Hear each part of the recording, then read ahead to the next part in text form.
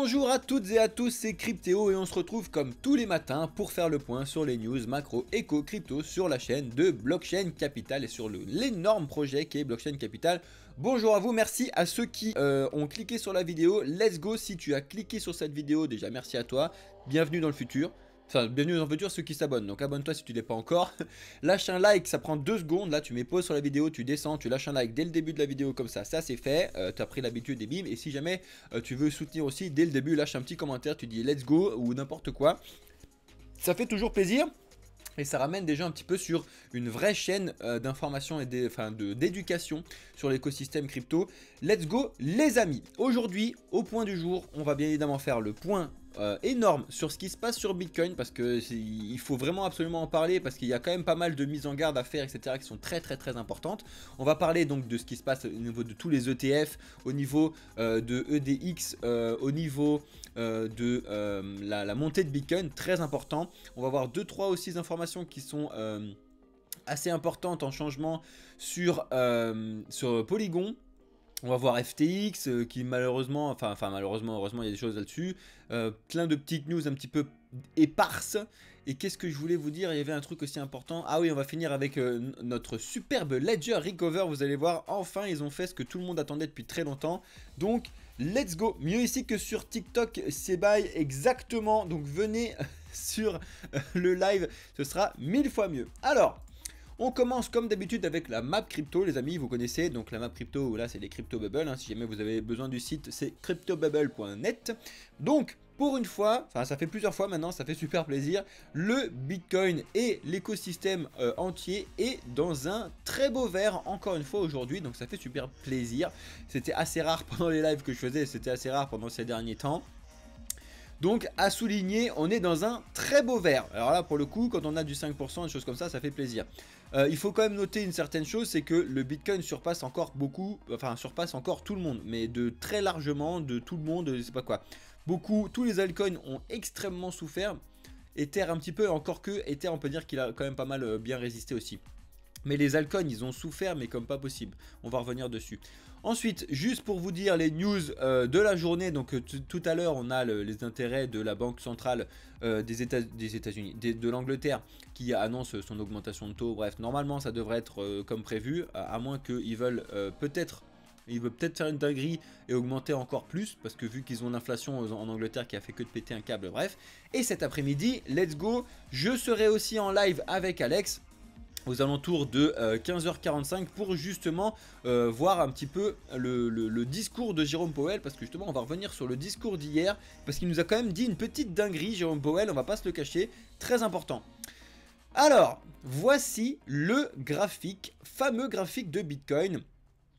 Actuellement, donc c'est en données de 4 heures là les amis, donc chaque bougie c'est des bougies de 4 heures. Donc pour ceux qui me suivent depuis longtemps, je vais faire juste un rapide rappel, pardon. Donc bref, toutes les lignes que vous voyez c'est des résistances et des supports, donc vous le savez. En rouge, j'ai fait un code couleur très simple, en rouge c'est les zones psychologiques, donc c'est les 20 000, c'est les 25 000, c'est les 30 000, donc c'est les dizaines et les cinquaines.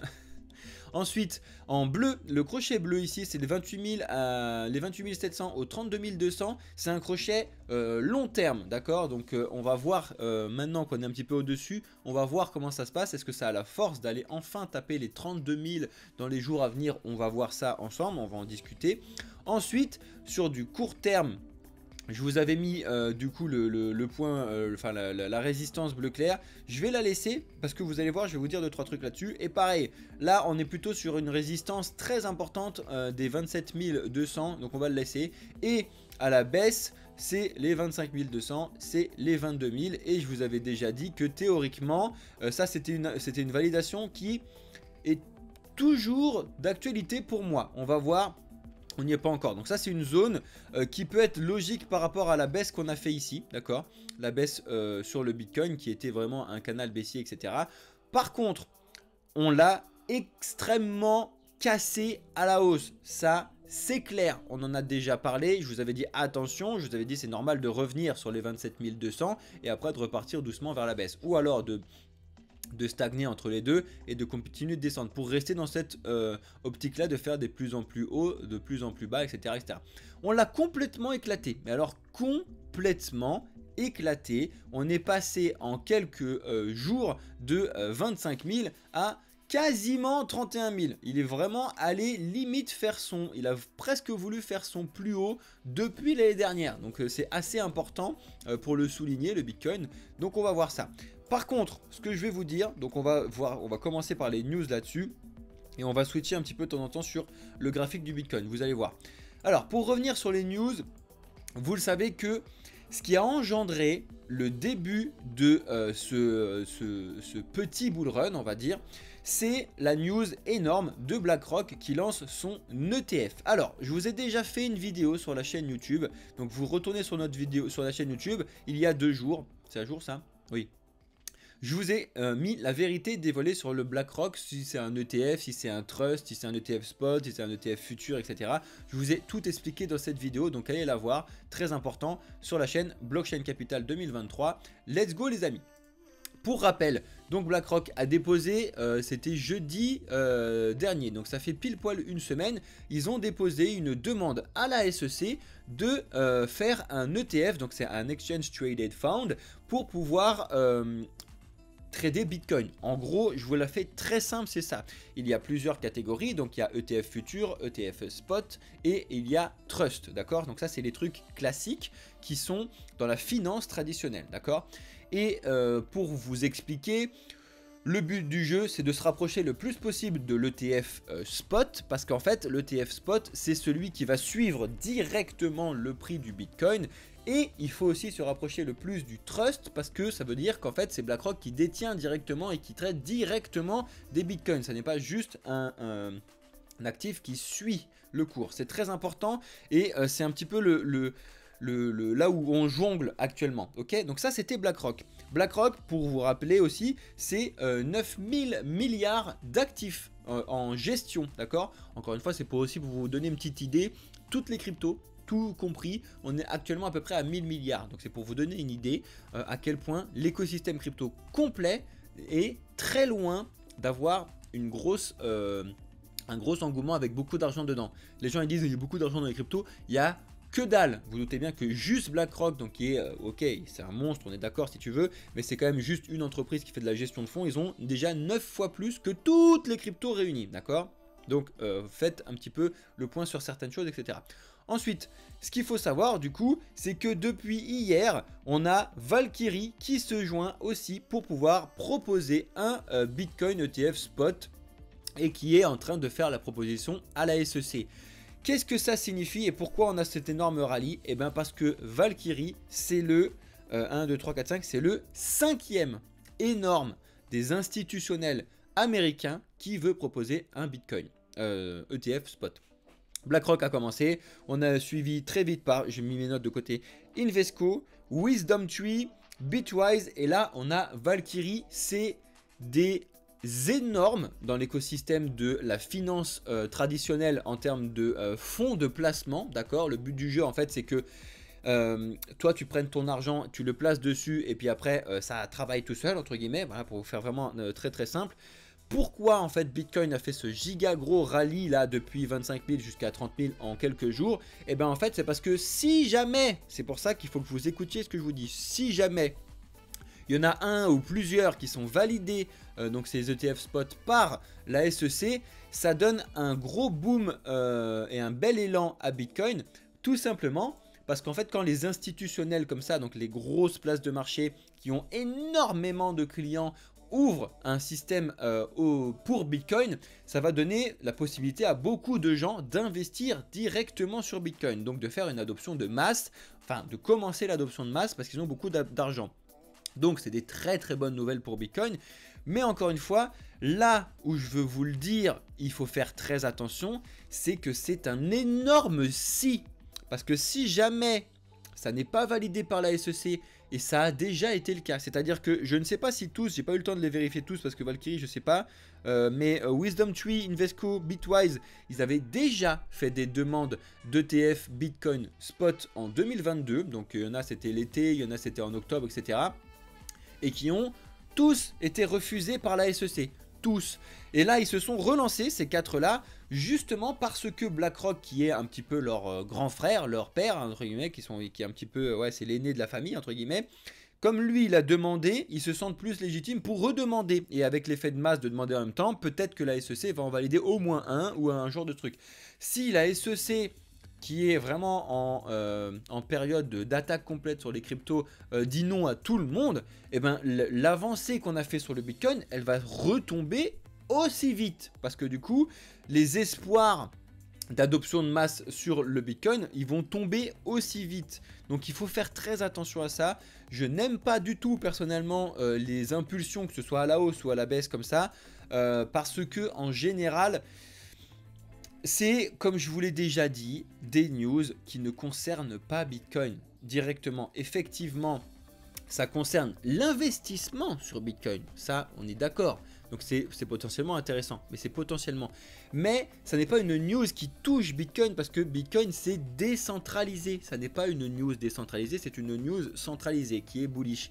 Je n'aime pas ça moi personnellement parce que en général, et ça a été vérifié 20 milliards de fois, quand on a des news centralisées, et ben, le Bitcoin retourne au moment où la news centralisée est tombée pour repartir sur ce qu'il aurait dû faire naturellement en tant que décentralisé. Donc on va suivre ça de très près, mais c'est clairement pas impossible. Attention, prenez des giga grosses pincettes parce que là c'est ce qu'on vous dit, c'est un petit peu comme être au loto actuellement parce que au casino, c'est vraiment tu joues le rouge ou tu joues sur le noir. Au casino c'est une catastrophe parce que là en fait tu ne sais pas si ça va continuer à pousser parce qu'il va peut-être encore y avoir d'autres ETF qui vont continuer, on va pousser à 32 voire exploser les 32, faire un truc comme on l'a déjà fait, ça peut être encore insane. Ça se trouve on est reparti en bull run, hein, rien n'est impossible hein, pour l'instant, faut pas l'oublier ce truc là. Il faut pas oublier par contre autre chose, c'est que quand il n'y a plus d'acheteurs, c'est les vendeurs qui prennent la main, point barre. Donc là il y a énormément d'achats qui ont été faits et il faut pas oublier quelque chose, c'est que c'était qu'il y a une semaine qu'on était à 25 000 et que quand on était à 25 000 il y a une semaine, absolument personne n'a mis d'ordre limite d'achat au-dessus de 30 000. Personne, ça n'existe pas. Quand tu es à 25 000 et que tu penses que ça va monter, bah, tu mets ton ordre d'achat à 25 000. Tu ne vas pas le mettre à 30 000, c'est complètement bête, d'accord? Par contre, des ordres de vente, de prise de profit à 30 000, à 31 000, à 32 000, il y en a énormément, énormément. C'est normal parce que justement, il y a des gens qui étaient là la semaine dernière qui ont pris à l'achat à 25 000, à 27 000, à 28 000, ok? Très important. Donc il y a vraiment du pour, du contre de partout. Faire très attention à ce type de news qui tombe parce qu'il y en a plein et il faut voir tout ça comme vraiment du sang sur les marchés. Même si là c'est à la hausse, attention. Et ça ne veut pas dire que comme c'est à la hausse, c'est légitime ce qui se passe. Non, très attention. On a un vrai gros gap à la hausse qui s'est créé là. Et le marché en général n'aime pas ça. N'importe quel trader vous le dira, vous voyez ça avec Alex. Quand on a une impulsion haussière d'un coup qui pète un câble, ça doit retracer pour revenir voir et repartir après potentiellement. Hein. Mais c'est normal de faire de la baisse un petit peu. Donc affaire à suivre. On va bien évidemment surveiller ça de très près. C'est pour ça que je vous ai dit que moi je laisse ce truc là parce que c'est pas impossible qu'en fait Bitcoin se rende compte après la SEC qui dit bah non mais vous faites n'importe quoi vos ETF ou je sais pas quoi, que le Bitcoin reparte sur cette tendance baissière de fond parce que oui certes c'est intéressant que les ETF ils se créent, que les gens aient la possibilité d'investir sur Bitcoin. Le problème n'est pas tellement là dans le fond, c'est est-ce que de donner la possibilité aux gens de le faire, c'est génial, mais les gens n'ont pas l'argent pour le faire. Et ça aussi il faut réfléchir 2 secondes. Vous savez qu'on est toujours dans l'inflation, vous savez qu'on est toujours sur des problèmes de gestion de la dette, sur des gros problèmes derrière qui font qu'à la fin du mois, bah, toi, moi, n'importe qui, on n'a pas d'euros à investir dans les cryptos. D'accord? Ou dans l'immobilier, ou dans des voitures, ou dans n'importe quoi. Donc si on n'en a pas, c'est bien de donner la possibilité à des gens, mais donner la possibilité à des gens d'acheter qui n'ont pas la puissance d'achat, bah, il va y avoir un problème derrière. D'accord? Faut faire très attention à ça. Je vous ai montré une vidéo. Par contre, si jamais les Chinois, qui eux pour le coup ont une inflation qui est très basse, se décident à lâcher à mort d'argent sur le marché, ça va pouvoir potentiellement faire une augmentation sur ce truc-là, etc. C'est ce que je vous ai mis dans la vidéo qui s'intitule découvre la date du prochain bull run crypto. Allez la voir si vous êtes intéressé par cette vidéo. Let's go. Désolé j'ai fait beaucoup de points sur cette partie là, mais c'est parce que c'est vraiment très important, ok. Ensuite on revient un petit peu sur 2-3 news importantes en ce qui concerne Bitcoin. Donc on avait les ordinals, on a le métavers qui arrive sur Bitcoin grâce à Bitmap Theory. C'est des choses intéressantes, franchement. Après, il y a de grosses discussions au sein de Bitcoin parce que Bitcoin, pour les vrais Bitcoin maximalistes, c'est Bitcoin, c'est une valeur refuge, point barre. Et là, le problème, c'est que sur Bitcoin, on met des NFT, sur Bitcoin, on met les métavers, sur Bitcoin, il y en a, ils disent, on parle de stacking, bref. Est-ce qu'on n'est pas en train d'enlever un petit peu des valeurs à Bitcoin? Est-ce qu'il va y avoir un fork comme on l'avait déjà fait avec le Bitcoin Cash en 2017 quand j'étais là, etc. Il y avait un petit peu une grosse division au sein de la Bitcoin Core, etc. Bah, franchement, on va suivre ce qui va se passer pendant les prochains mois. C'est assez intéressant. Il y a du pour, du contre, un petit peu comme partout. Affaire à suivre. Ça c'est très important et c'est exactement ce que je viens de vous dire, même si lui je l'aime pas forcément, mais bon bref, on a Peter Schiff là qui lui pour le coup n'aime pas vraiment les cryptos, mais bref il dit que le Bitcoin sert à rien. Par contre ce qu'il dit c'est exactement ce que je viens de vous dire, c'est que la hausse qu'on a actuellement par rapport aux ETF, mais surtout par rapport à une autre news que je vais vous donner tout de suite, par rapport à EXB Trading là, on va en parler juste après. Selon lui, c'est une hausse qui n'est pas vraiment justifiée. Alors après, sa justification en expliquant que Bitcoin n'a pas de valeur, etc. Ça, c'est complètement débile. Par contre, ce qui est vrai, c'est que ça n'est pas vraiment justifié parce que Bitcoin est décentralisé. Et de mettre des news centralisées, c'est pas justifié. D'accord? En tout cas, je vous mettrai toutes les news dans le Discord comme d'habitude. Rejoignez le Discord, ceux qui sont nouveaux. Et bonjour à vous les amis, je sais qu'il y a du monde sur TikTok ce matin, ça fait plaisir. Si vous êtes sur TikTok, venez nous rejoindre sur Twitch, Blockchain Capital 2023. Et abonnez-vous également à notre chaîne YouTube, Blockchain Capital 2023, tout accroché pour pouvoir avoir les informations que je vous donne, bien évidemment. Donc, l'autre news, c'est la deuxième et après il y aura une troisième news qui va vous expliquer pourquoi Bitcoin a pété un câble. Donc la première c'était tous les ETF que je vous ai dit, donc qui vont pouvoir permettre une adoption massive sur les cryptos, mais attention avec la gestion de l'argent, bref je l'ai déjà dit. L'autre news c'est EDX Market, donc un nouvel exchange crypto soutenu par les géants de Wall Street. C'est ce que je vous en ai déjà parlé un petit peu hier, donc on va en parler encore une fois aujourd'hui. C'est soutenu par du Fidelity Investment, du Charles Schwab et du Citadel Securities. Si vous ne connaissez pas ces gens-là, vous devez les connaître parce que c'est des géants de Wall Street, d'accord? Et en fait, c'est ce que vous dit CZ, on l'a déjà dit hier rapidement, mais en fait, ce qui me chagrine, entre guillemets, ou ce qui me pose question, c'est le timing de ces ETF et c'est le timing de EDX Market. Pourquoi? Mais alors vraiment pourquoi? Au moment où la SEC fait une attaque complète sur tous les exchanges crypto, sur tous les endroits qui sont complètement pas relayés au gouvernement, ni aux États-Unis, ni machin truc, etc. Pourquoi à ce moment-là, eux, ils arrivent? Il y a quand même beaucoup de manipulation de marché derrière, on va pas se le cacher. Oui, il y a de la manipulation de marché, je vous l'ai déjà dit, il faudrait être complètement débile pour pas le voir. Par contre, c'est de la manipulation de marché qui fonctionne uniquement court terme. Très attention là-dessus. Le Bitcoin et les cryptos comme ça sont décentralisés. Il n'y a personne derrière. Quand c'est décentralisé, tu peux manipuler tout ce que tu veux. Tu y arriveras sur le court terme, sur le moyen long terme. C'est mort. C'est ciao, comme dirait Squeezie. Donc, arrêtez de se dire et de penser n'importe quoi. EDX Market, les news sur les ETF, etc. C'est des news centralisées qui manipulent le marché des cryptos à la hausse parce que c'est des bonnes nouvelles, mais court terme. C'est pour ça qu'il va falloir vraiment surveiller ce qui se passe sur cette fin de semaine, ce week-end et surtout la semaine prochaine. On va avoir surveillé deux très importants. Alex Gervier, c'est ciao. Ouais, Alex, c'est ciao. S'il y a Squeezie qui arrive sur la vidéo, eh ben bonjour à toi. Ça m'étonnerait, mais bon bref.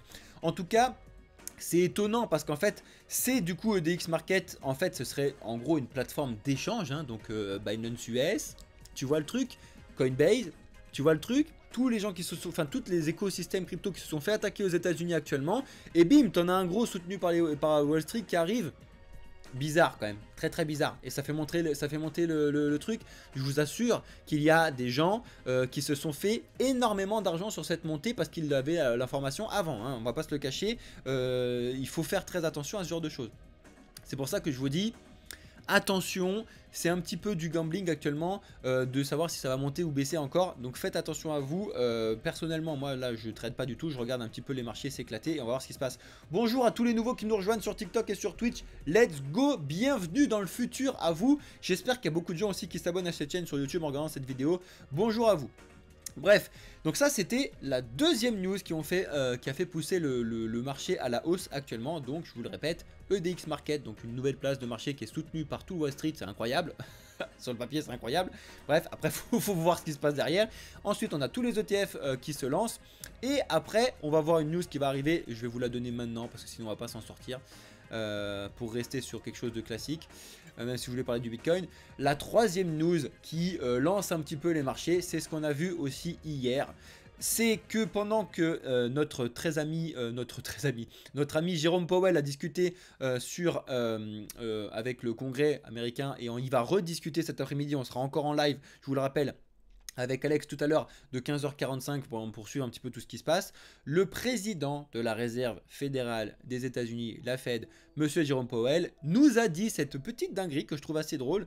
Nous voyons les stablecoins comme une forme de monnaie. Alors ça c'est assez incroyable pour le souligner je trouve, parce que les stablecoins c'est de l'écosystème crypto, c'est derrière de la blockchain etc.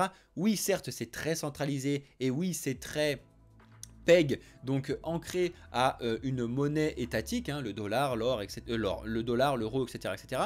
Mais c'est assez important quand même qu'ils disent, mais non, mais de toute façon, les stablecoins, c'est une monnaie, et après, qu'ils continuent en disant, mais non, mais de toute façon, c'est intéressant, c'est un endroit pour que les investisseurs puissent avoir confiance, etc. Sauf qu'il ne se rend peut-être pas compte de ce qu'il dit quand il dit ça, mais quand tu dis que les stablecoins, c'est vraiment une monnaie, les gens, ils se disent, ok, bah si ça, c'est une monnaie, sauf qu'on a créé les stablecoins exprès pour justement se lancer dans l'investissement des cryptos. Pour moi, je vois quand même un beau soutien aux cryptos, hein, faut pas se le cacher non plus. Donc ça, c'était la troisième news très importante que vous devez voir passer en ce qui concerne du coup la hausse qu'on a eue sur Bitcoin. Donc vous voyez que effectivement la hausse, elle est technique d'une part. Parce que je vous le rappelle, on est venu toucher les 25 000 qui sont les 25, c'est ici, voilà, je suis allé trop loin. Les 25 000 qui sont un support psychologique très important. Et à ce même moment, on a eu donc BlackRock, puis tous les ETF, puis EDX Market, puis Jérôme Powell. Donc ça fait des énormes trucs à la hausse. Est-ce que vous voyez le délire du truc actuellement? Et est-ce que vous voyez le délire aussi que le soufflet va pouvoir aussi retomber aussi vite qu'il a monté dans le four? Faites très attention, je vous dis pas que ça va se passer parce qu'on fait pas de conseil en investissement et surtout parce qu'on n'a clairement pas de boule de cristal, ni moi, ni Alex, ni tous ceux qui travaillent pour le projet Blockchain Capital, on n'a pas de boule de cristal. Par contre, les mouvements haussiers ou baissiers comme ça, il faut faire attention. C'est pas impossible qu'on reste, hein, comme on a fait, regardez, on a fait le même mouvement quand on a touché le psychologique des 20 000, on a fait le même mouvement, d'accord? Et après, on a galéré pendant des semaines, mois, et on rebaisse.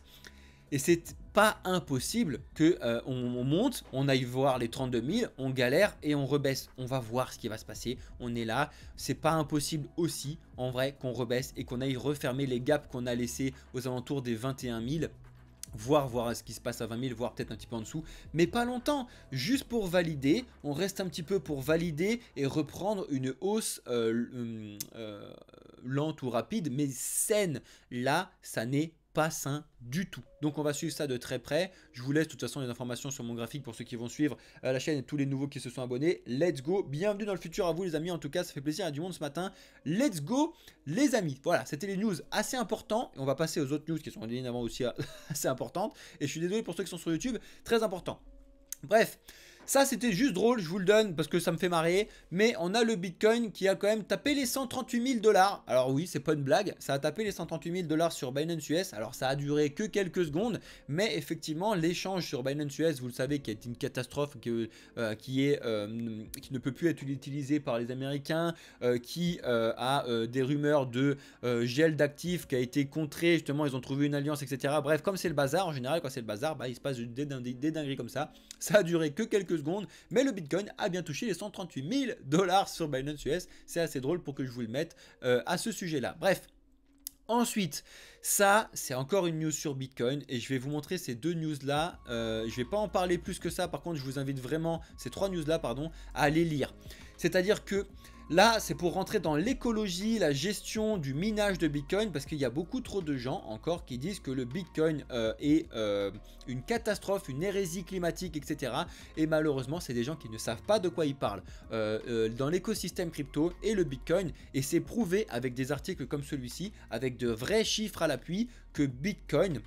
On parle que de Bitcoin et le minage de Bitcoin est exceptionnel pour faire une transition économique écologique. Je vous l'ai déjà dit, renseignez-vous 2 secondes là-dessus. Si vous avez des gens qui sont dans vos entourages et qui disent non mais de toute façon le Bitcoin c'est une catastrophe, ça pollue, c'est n'importe quoi, montrez-leur un petit peu cette vidéo, partagez-leur un petit peu notre projet. Je vais dans les semaines, mois à venir, cet été, je vais travailler énormément pour vous expliquer tout ça sur notre Discord.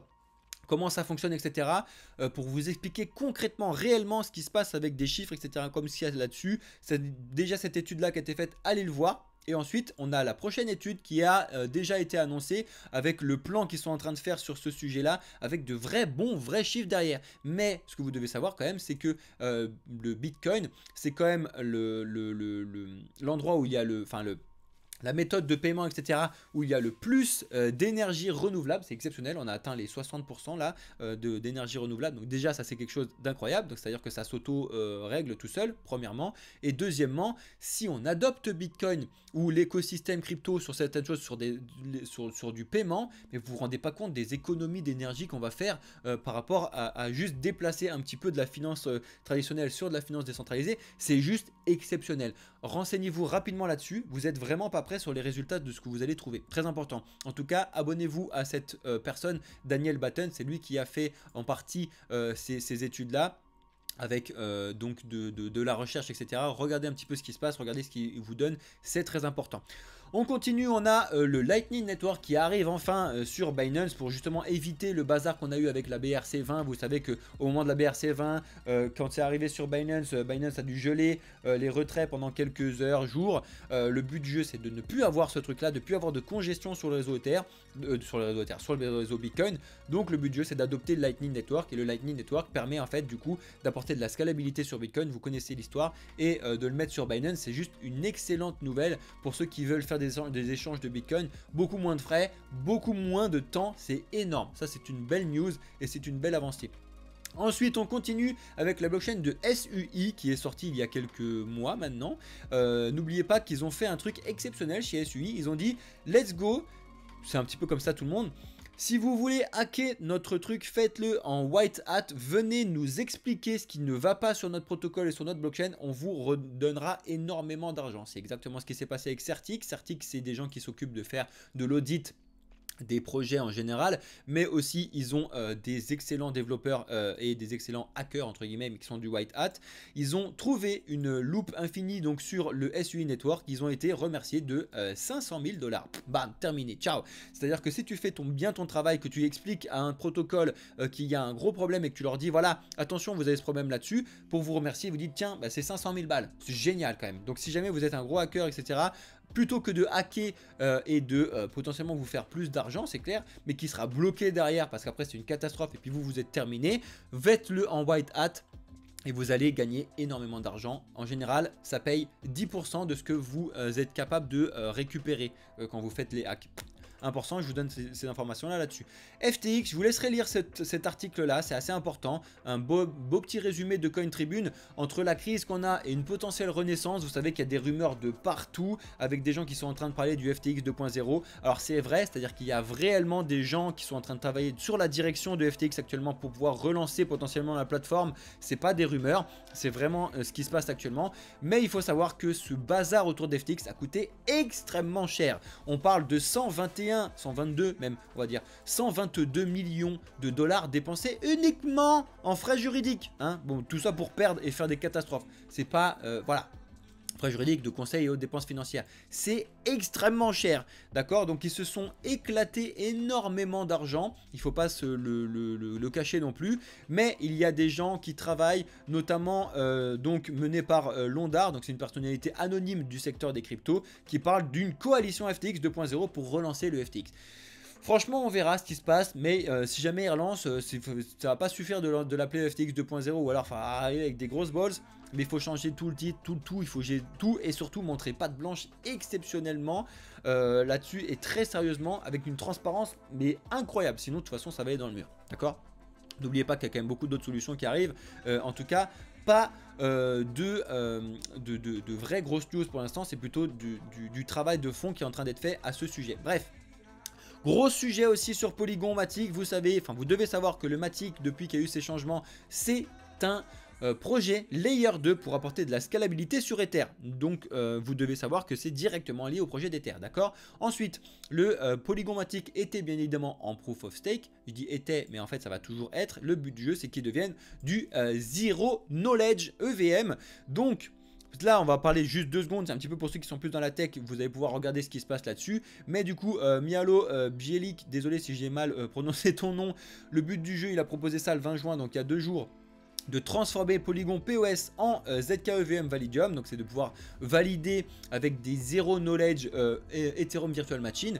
Le but du jeu, c'est d'avoir des frais beaucoup plus bas et de la scalabilité beaucoup plus haute. Donc c'est des énormes avancées. Par contre, vous connaissez un petit peu l'histoire du trilemme de la blockchain. Quand tu fais de l'avancée sur la scalabilité, tu dois laisser de la décentralisation et de la sécurité, donc très attention. Par contre, ce qu'il explique aussi là-dessus, c'est que le but du jeu, c'est pas de remplacer le système qu'on a actuel, c'est de pouvoir vivre avec une coexistence du coup entre le Polygon POS et le rollup de ZKEVM. Très important, ça c'est un petit peu pour les techniques. Je vous explique tout ça bien évidemment dans le Discord, dans ce que c'est que les rollups, les optimistic rollups, les ZK rollups, donc les Zero Knowledge rollups, etc. Bref, on voit tout ça parce que c'est un petit peu technique, on va pas aborder ce truc là-dessus. En tout cas, le journal du coin vous a fait un excellent résumé à ce sujet. Et ça y est, on finit avec cette news pour rentrer dans les à peu près 30 minutes pour ceux qui sont sur YouTube. Merci à vous. La polémique que vous connaissez sur Ledger Recover, ça y est, ils ont dit que de toute façon ils allaient être le plus transparent possible. Et ben ça y est, ils ont enfin publié leur livre blanc qui est donc ici. Je vous mets le lien dans le Discord, dans la partie actualité comme d'habitude. Si jamais vous avez envie de lire ça, un petit peu de tech, etc., vous avez toutes les informations. Il y a quand même quelques pages, 33-34 pages, pour vous expliquer techniquement ce qui se passe derrière, pour un peu montrer patte blanche sur le fait que Ledger Recover, c'est que un plus et pas du tout un moins ou pas du tout de gestion de sécurité à faire en plus, etc. C'est juste un plus à proposer aux gens qui veulent faire cette solution là, qu'ils étaient un petit peu réticents parce qu'ils ne comprennent pas comment fonctionne l'écosystème crypto, etc. Donc pour moi c'est quand même une bonne chose, même s'ils ont mis un peu trop de temps à sortir tout ça. Ils auraient dû sortir directement le white paper et en parler, ça aurait été plus simple, ça aurait pas fait toute cette polémique. Bref, voilà les amis, on a fait le tour des news que je voulais vous donner qui sont sur YouTube. Merci à vous d'avoir suivi cette vidéo. Je vais rester en direct avec ceux qui sont sur TikTok et sur Twitch pour montrer un petit peu tout ce qui se passe. Je vous invite à aller regarder nos vidéos sur YouTube comme d'habitude. Donc si vous êtes déjà sur YouTube, bienvenue à vous. Abonnez-vous si ce n'est pas encore le cas. Likez et commentez la vidéo comme d'habitude. Et surtout, si vous voulez faire du soutien, vous allez dans la partie playlist et vous allez regarder nos partenaires. Parce que là, je vous fais des playlists matinales, ce que je vous fais. L'éducation, ça c'est si vous voulez un petit peu apprendre des choses. Et nos partenaires, vous allez voir les vidéos. Parce que là, on vous a sorti une vidéo avec un partenariat exceptionnel avec Summit qui sortent leur ICO du Summit Token. Vous avez toutes les informations dans la description. Si jamais ça vous intéresse, comme d'habitude, je vous mets le lien de la vidéo en direct sur Twitch. Les amis, je vais répondre après à vos questions. Allez voir cette vidéo. Explosez-moi les likes de cette vidéo. Juste allez la regarder. Il y a que des bonnes informations et vous devez voir la vidéo en entier pour comprendre ce qui se passe, comprendre un petit peu. Vous allez en savoir un petit peu aussi sur ma vie. Vous allez en savoir sur la vie de Mathieu, qui est donc le directeur de l'écosystème Summit. C'est énorme. On parle pas d'une petite société ou je sais pas quoi. Ils sont en train de lever 44 millions de dollars avec cette ICO pour faire un projet énormissime. Si vous voulez y participer, vous avez tous les liens bien évidemment dans la description. Il vous suffit d'ouvrir un compte sur summit.io, de register avec notre code et vous allez récupérer 2% supplémentaires sur tout investissement sur l'ICO en Summit Token que vous allez faire. Et pour ceux qui investissent plus de 1000 € sur l'ICO, vous allez obtenir un mois de VIP sur notre Discord à nous. C'est une offre qu'on fait, donc on fait à chaque fois ces offres là. Double offre si vous suivez notre lien. C'est assez important pour vous le souligner. Si vous êtes intéressé pour investir dans de l'ICO sur un projet qui est juste exceptionnel, qui prône la transparence et la confiance, ça fait partie des projets d'ICO qui sont intéressants à faire parce que là au moins vous avez vraiment la patte blanche du projet. Et au moins vous êtes sûr et certain que ça n'est pas un scam, ça c'est sûr et certain.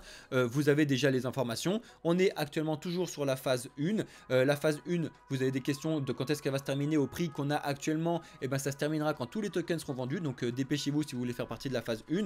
Et le but du jeu c'est qu'après faire la phase 2 et phase 3 et après de passer sur du listing. Donc oui, l'investissement que vous allez faire tout de suite, vous n'allez pas pouvoir récupérer le vendre tout de suite, c'est normal, parce que c'est un investissement moyen long terme. Par contre, vous êtes assuré entre guillemets de faire un multiple assez intéressant parce que le listing sera bien évidemment listé sur les plateformes Binance, OKX, etc.